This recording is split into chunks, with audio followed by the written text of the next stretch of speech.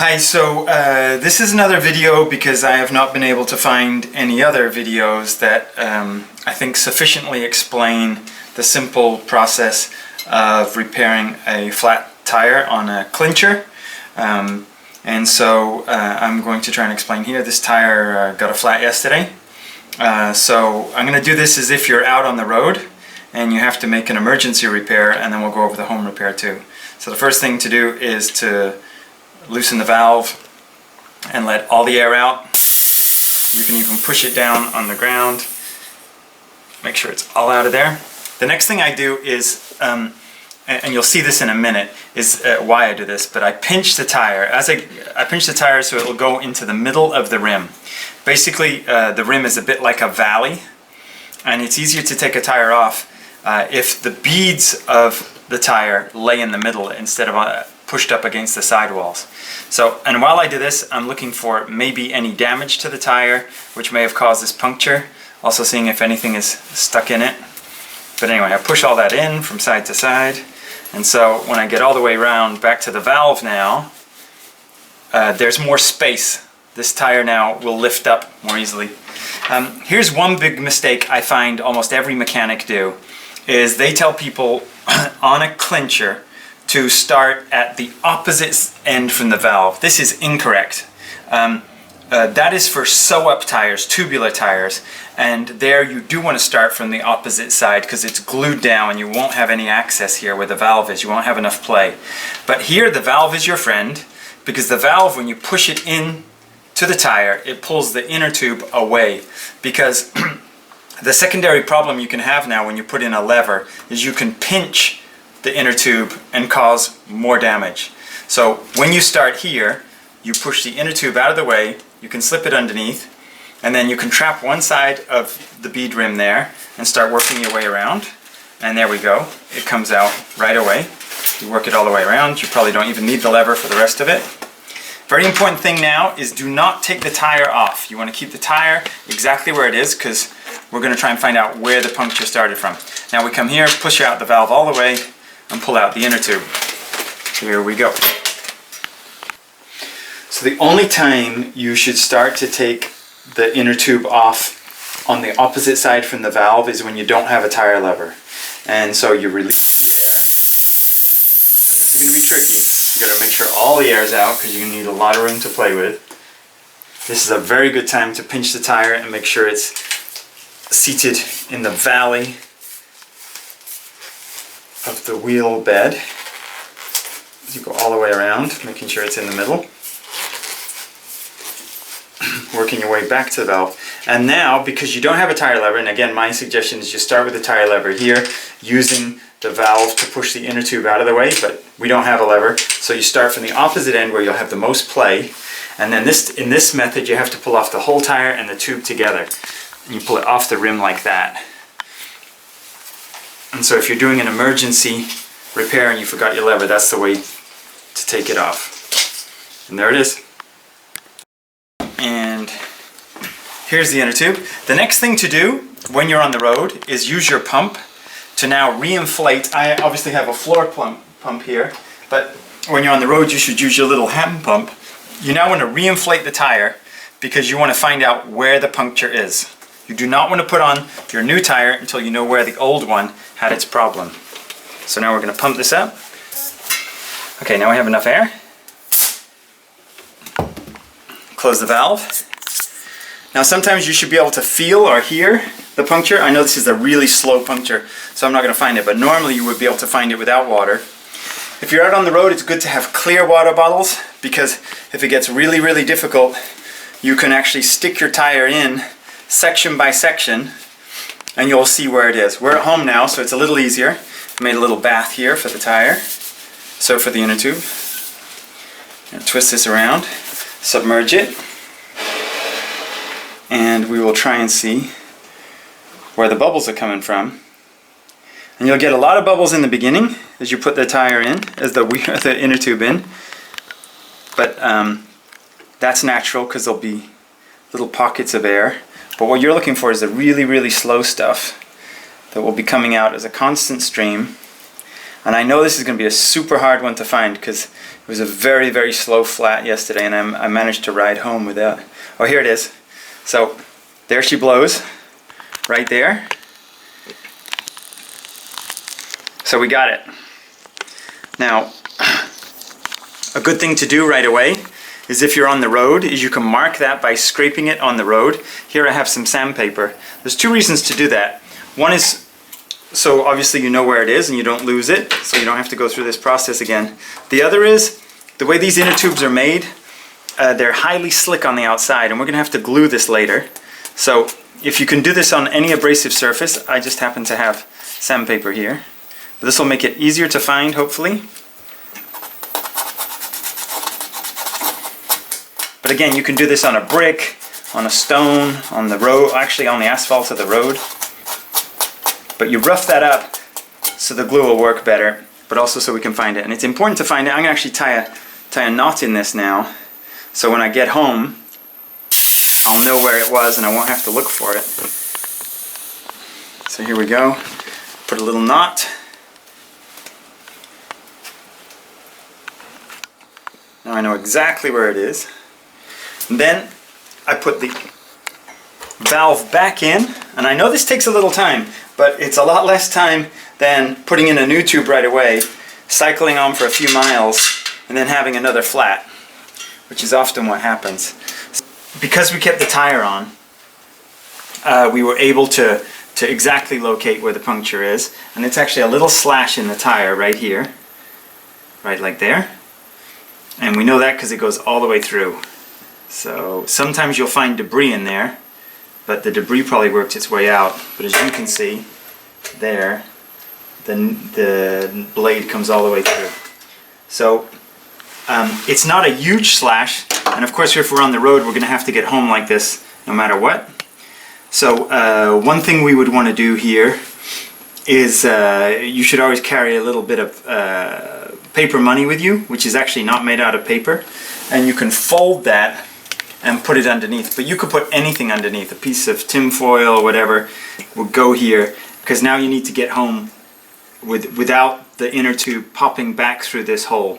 Again, normally it will be a piece of glass or a little piece of metal and you'll just pick it out, but this is actually cut through to the other side, and so we're going to have to protect the inner tube when we put the new one in.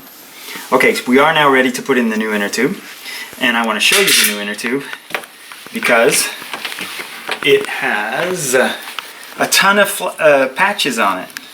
I know this is pretty comical to a lot of cyclists because they just keep putting in new patches. We're going to count these. There's 1, 2, 3, 4, 5, 6, 7, 8, 9, 10, 11, 12, 13, 14, 15, 16, 17, 18, 19, 20 patches on this inner tube. Now that's pretty funny, except this is an extra light inner tube which costs around $10 each, and 20, this represents $200 in new tubes, and this is probably about 5 years old. I put 25,000 kilometers a year in, so this is really more than paid for itself, and it keeps the planet a little greener by not having to throw one of these. I find these actually on the roadside all the time, which is shameful. But you just don't need to, throw these away until the rubber really disintegrates or has some kind of slash in it that can't be repaired. You should repair these. When I'm on the road, I do not carry an ultralight inner tube. I carry the thickest one I can find. This is probably like 120 grams. And the reason is I want to be able to make sure that I can get home. And the thicker this inner tube is, the better it is for getting me home, because I don't want another puncture. I also carry some patches here, just in case I do get any more. These are self-adhesive patches, just temporary ones, and you can stick these onto the inner tube to patch a hole. And I also carry this, which is an adapter in case I get to a car garage or someone has a different kind of pump, and that allows me to use Presta or Schrader pumps. So that's what I carry with me. But we're back home now, and so I want to take out that big extra heavy inner tube and put it away, and now I want to repair the one that got damaged, which is right here. And so we already sanded it down on the road. We can sand it a little bit more now. The next process, and again, that's to take off the slickness of the inner tube because you're going to try and glue to it, so you need a rough surface.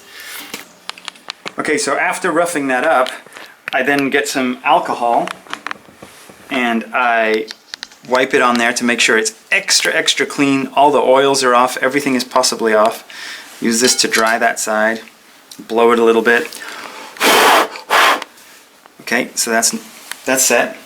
I then get my glue, and what's great now is we still have a little bit of air in the tube, and that's going to make sure that we actually get the center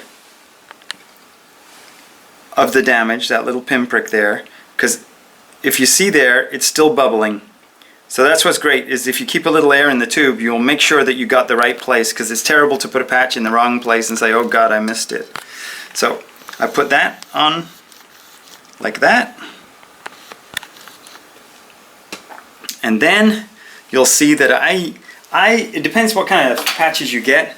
I get these patches that are actually rectangular. I cut them in half, and I'll show you why, because they're really, well, they'll last twice as long, but they're really hard to work on small road tires.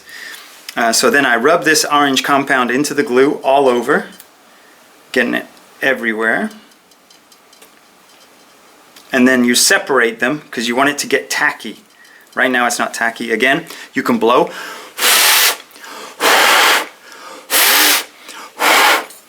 Okay, once it's tacky, like that, now it will set. And now we can take out the rest of the air so it has a better contact surface, flatter. There we go. And then I want that to correspond with the glue, and it's set, and then good pressure. And I actually put this under the leg of a table, or actually here on my pump I carry these to put pressure, because I want to keep constant pressure on that while it sets.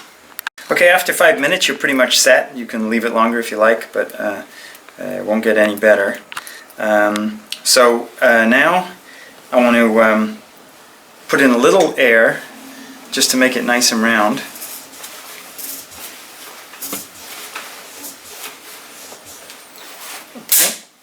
And then it's easier to seat. You should do this on the road too.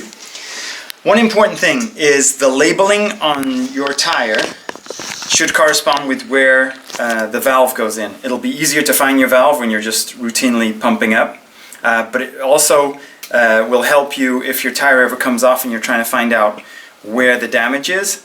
At least you'll know that this is the center point, wherever the valve is. So I'm going to put the valve in first, pull the tire over. So I'm making this new patch now correspond with that tiny little hole. It's a little bit of a cut that went through the casing of the tire. So I want that to sit here because this will act now as protection. So I won't get another flat in that area. It's twice as thick now. So I seat that in there. Boom. And then I work the inner tube back in to the rest of the casing and onto the rim.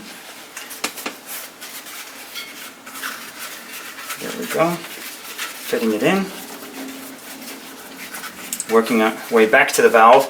Now I'm going to put the bead into the wheel there, the sidewall of the wheel.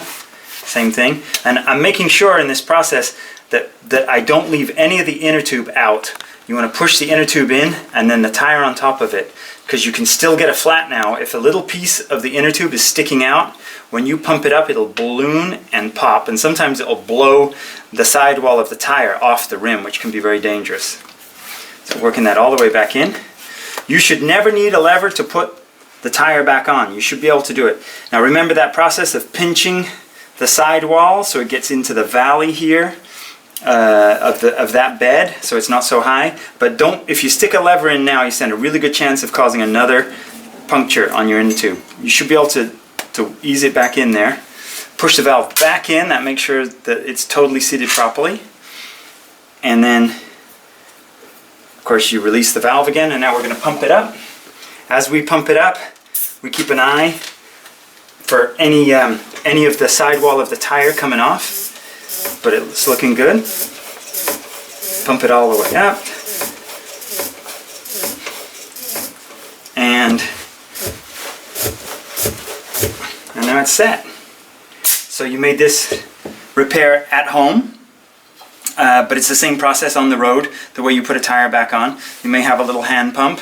I don't recommend cartridges, just again for environmental reasons. All of this is environmental. Even reusing this tire after a little slit, I mean, obviously you don't want to go to anything that's dangerous, but this wasn't so bad, and with the same patch being in the same place, we'll get a little more wear out of these. And so that's how you can do it on the road and at home.